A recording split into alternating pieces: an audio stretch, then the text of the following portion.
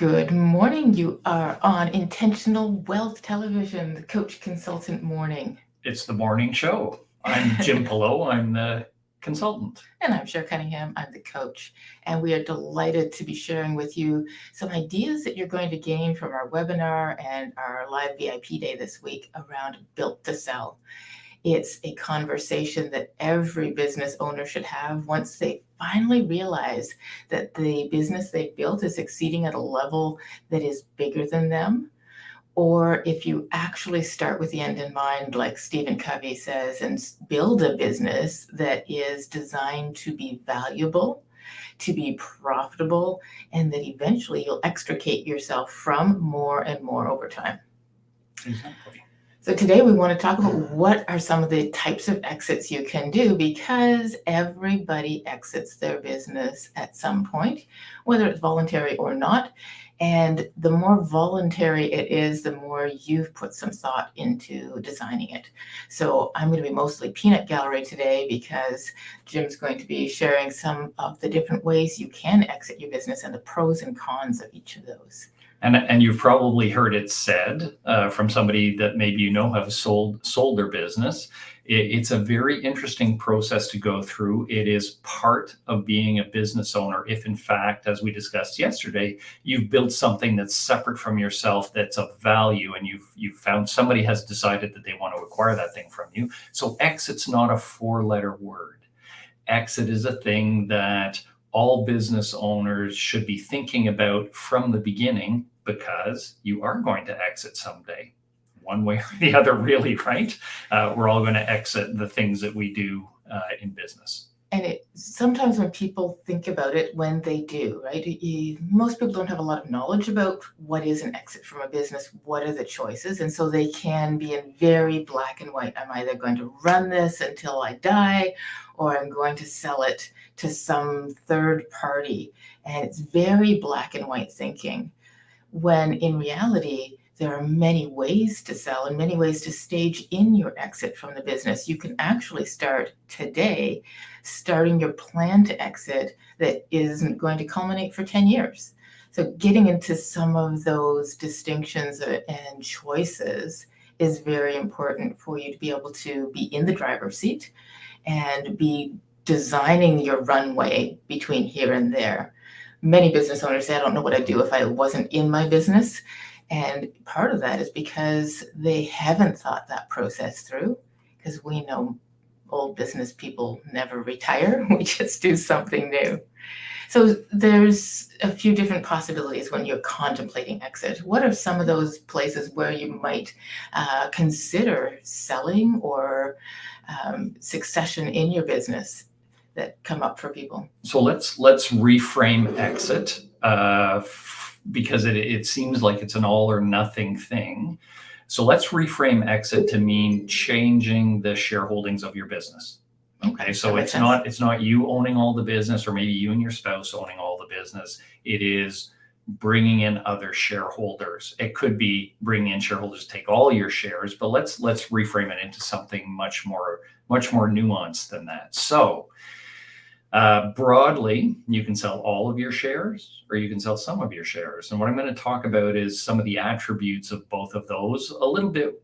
There'll be a few financial concepts in here that I'll explain. And certainly if you attend our event on Thursday night or Friday, we'll dive into those a lot more with examples, but we have a short time here, so I'm just going to lay some of them out. So in general, let's talk about selling all your shares. Truly, you're not in the business anymore. So the first thing to think about is you can sell the shares of your company, or you can sell the assets of your company. Now, when people think of assets, they think, well, I've got trucks, or I've got customer lists, or I've got an office, or I've got a building. So assets usually, in valuable businesses, the largest asset is actually none of those things. It's something called goodwill. And goodwill is the price that somebody is prepared to pay, essentially, for your presence in the marketplace and your brand. It's the current value. It's what the buyer thinks all of the future business that you can generate just because you're you and you've built a successful business that will accrue to them once they own the company. So that's called goodwill. And we're going to spend more time talking about that at our event. That's something that people are very confused about. So I think that's really valuable. You said a lot there about selling assets versus selling shares. And there's a real difference there that we're going to tease out at the event. I wish we had time here, but that concept of selling shares isn't just important from managing taxes, managing wealth, but also from the standpoint of adding some flexibility to what you're doing and how you stage that in. Absolutely. You will be, sometimes you can sell a business and get paid, for example, upfront, which is a clean, full exit from your business. That's not usually what buyers want. Usually buyers are going to want to pay you some and then pay you more if your business continues to generate the profit that they're actually paying you for. They might ask you to hang around. It's rare for a business owner to step away from a business without typically a 1 or 2 year commitment to transition the business, to transition the customer relationships, to transition the operations to a new owner. And to build the leadership skills of Right. that new owner, depending on who it is. If it's a family member or a great employee, often they don't have that leadership skill. You think they've absorbed everything, but of course they have not. It's still all in your head. So getting it downloaded to the new owner is vitally important to actually maintain that goodwill. And the conditions, those conditions, what needs to happen there is, at least in part, a function of who ends up wanting to acquire your business. So it could be, and is often, a third party. So somebody from outside your company, maybe a competitor, maybe somebody's always wanted into the business, maybe a larger firm wants to acquire you. You could transition your business to a family member, typically a child, possibly a sibling, but typically a child. You could end up merging your company with a larger company so that you actually stay on as typically an executive of the larger company. That's often a way to exit your business. And you might end up trading the shares of your company for the shares of a larger company so that you continue to be an owner, although a minority interest in the company. So there are many mechanisms, and each one of those has particular aspects that need to be thought about as the seller of the business, and it's going to vary based on, of course, who's buying you. A couple of quick things on the full exit model, and then we're going to talk about selling some of your company. One of the things is that the tax circumstances of whoever buys your business are going to be diametrically opposed, completely anti what your tax interests are. It's the way the government has set up these transactions. So there's part of the negotiation on price needs to consider everybody's tax position. The buyer will always want to buy your assets because it gives them a shelter against future income. You're always going to want to sell your shares because it provides lifetime capital gains exemption if you're structured properly and you've been managing your business to take advantage of that. Completely different topic that we'll cover, too complex to cover here. So that goes to price. So if the buyer's not going to get the assets, they're going to get the shares, they might want a price concession because their tax position is not as good as yours is. So all those things need to be considered in those transactions. I think that's probably one of the reasons people don't seriously think that they can sell their company is it's very complicated. And the average person, you cannot sell your company. You need a team to help you build the runway, build the value, build the saleability of it. And so when you're thinking, can I do it? The answer is no. There's a whole industry around mergers and acquisitions, specialists, and then people like us who are translators and help you become the person and position the company so that it can be sold. So that gentle entry into understanding it isn't typically available in the marketplace. Someone who can just be that first step to start exploring. And it can be a little bit of a shy place to be of, if I'm going to hire a housekeeper, I clean my house before they come in. How much bigger does that kind of attitude impact cleaning your business? And every business, when you open the hood, is a mess because always there's places for growth and places for fixing, which can actually make your business more attractive to someone looking to buy it because they can fix your business and leverage that impact in value after purchasing it. So that thought that I can't sell my business, I can't sell this business, the opportunity to explore that in a very respectful and enjoyable, curiosity generating way versus feeling kind of self-judgy around, would anybody buy my business? Which is kind of hilarious because most people think nobody would buy my business. Mm-hmm. So we have conversations with clients where we're having this discussion about thinking about the exit at the beginning. It's an important thing to do. And as we described yesterday, it doesn't guide your everyday decisions because you're building your business, but having an eye to that and setting yourself up with that idea ultimately as a thing that's going to happen. But we have had discussions with clients where they say, my business, I'll never be able to sell it. And it is often the case that they actually bought the business. So it's businesses are saleable if you build them properly, you create value, and you make them a separate thing from yourself so that somebody can buy it and operate it for you, or instead of you.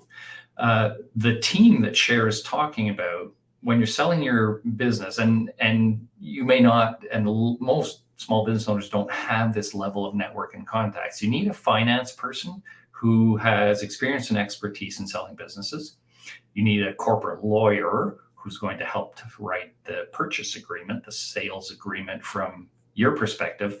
And particularly if you are selling to a family member, you need someone to help you manage the dynamics of the transfer, because we all know no family is perfect. And so if you're handing off to one child and you have 3 children, that's going to cause a problem that they can all be addressed. But it's really helpful to have outside guidance on the family dynamics as the transition happens. Yeah. In general, knowing what to expect and managing expectations, even of your own, is very valuable. And you throw that family dynamic in there, it gets more complicated. And really, that's where some of the next step comes from. You could sell your entire business to a family member, but when people think about selling the business as an outright one-time deal, they're often thinking about selling it to someone they've never met before, looking for multiple offers in the marketplace. And that can be a little bit more intimidating. But it doesn't need to be when you've got that team in place. Now, that said, there may be somebody inside the business that genuinely, not you hope, but genuinely does have an interest in taking over the business in time. And so that next piece where you're selling some of the assets, maybe somebody inside your business or somebody who's a vendor or even a client who has expressed a genuine appreciation of the value you're building in your business. So maybe we can touch on now selling not all your business, and some of those people would be candidates for buying part of a business. So you don't have to sell all your business. There are lots of reasons to sell part of your business, to share your shareholdings, if you will. And I'm going to lay out 5 of them here as a list, and then we talk about some of them briefly. So you may want to sell some of your shares so that you can realize some of the value that you've created in your own life.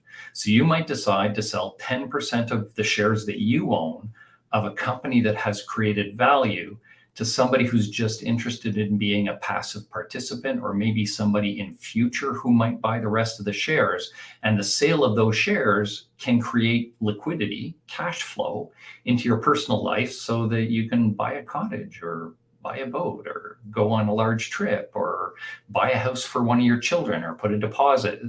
So there are reasons why you might want personal liquidity that don't necessarily require you to give up your whole company.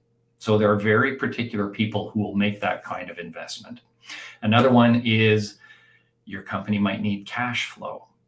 And sometimes banking's not the right way to access that cash flow. Sometimes in order to get a bank loan, you need to put equity in. Maybe you don't want to put more equity in because you're already at risk as the business owner, and you're adding risk if you're borrowing, and opportunity, of course. That's why you borrow money. So maybe you want to bring somebody in to put money into the company, in which case you're not selling the shares you already own, you're selling new shares in the company so that the cash for the purchase of those shares goes into the company's coffers and then is used to grow the company. So that's another kind of liquidity event.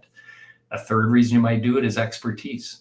you might need a specific kind of expertise in your company. We see this in engineering firms where they bring on a senior expert person who wants to be a shareholder in the company as they bring their expertise in.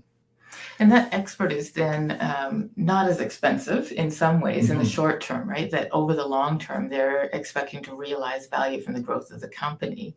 So you can then woo that expert that you wouldn't have been able to afford to hire at the rate that they would want, knowing they've got future interest in that growth of the company, which is exciting. And also that they're then tied to the company in a way that would be much harder, especially in a really highly competitive labor market. If you're trying to find someone that would make that difference in the company, offering them an equity position can be really valuable to keep them engaged. And speaking of experts, we would advise getting an expert involved in that hiring process. You because you've hired people before, you realize how important it is to select the right employees. Even more important if that person's going to be an equity partner with you. So, some HR, hiring, interviewing kind of expertise would be useful.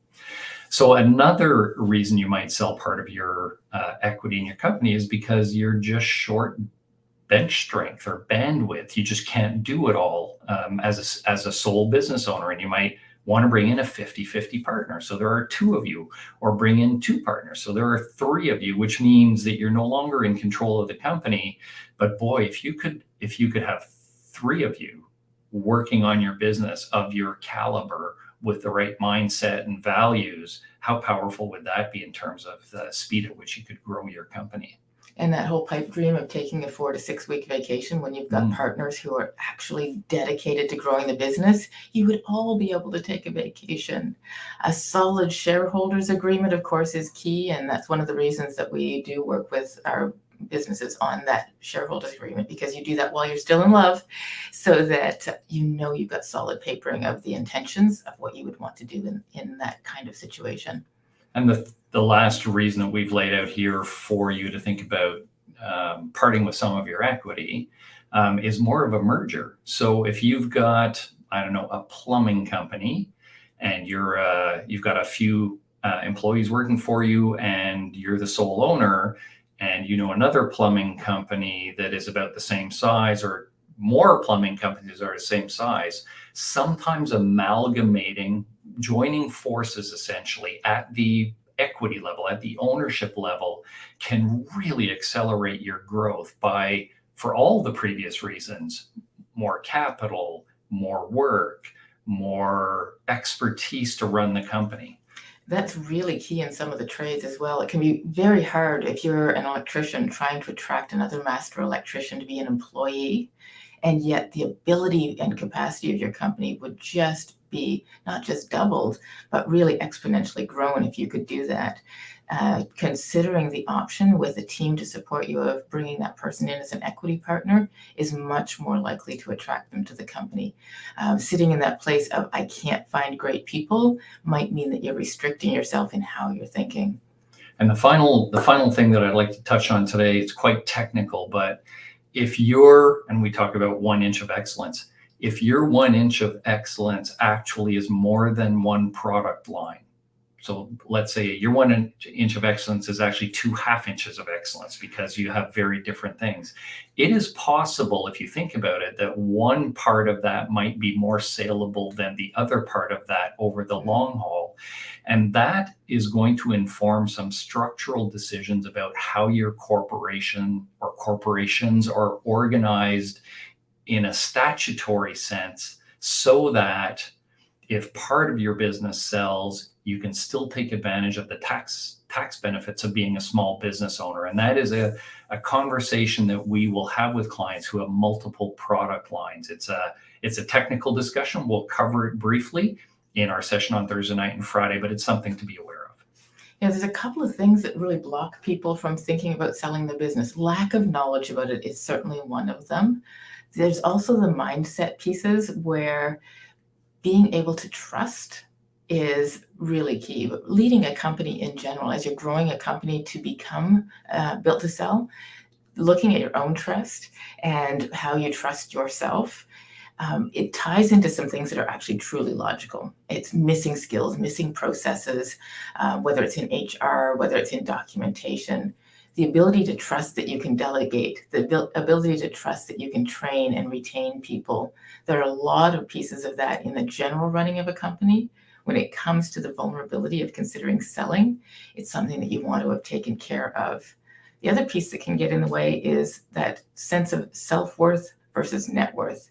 Being able to look at your company and the numbers and ratios you're generating so you know definitively the net worth versus sitting there feeling like you have built something worth selling. The numbers show and the processes and documentation show this is worth selling.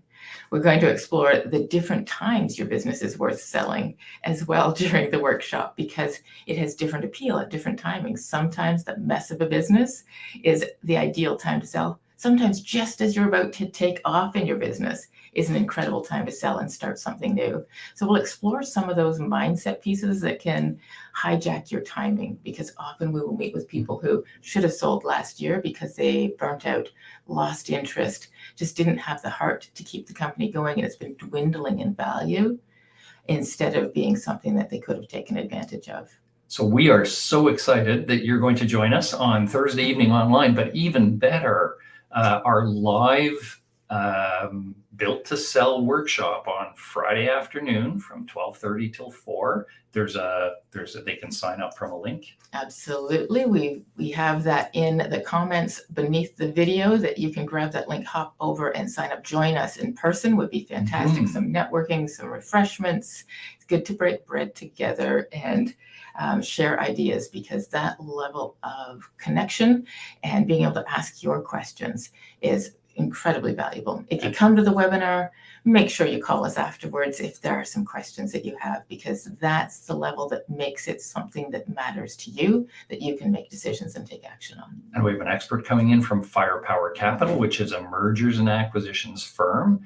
He's going to talk about the value of data. So you get to talk to somebody from a real mergers and acquisitions firm to see what the folks in that profession do and what they're about. It's going to be a great event. We're really looking forward to hosting you.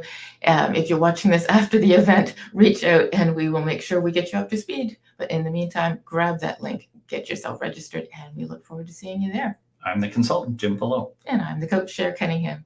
We'll see you next time, tomorrow morning, as well as at our event.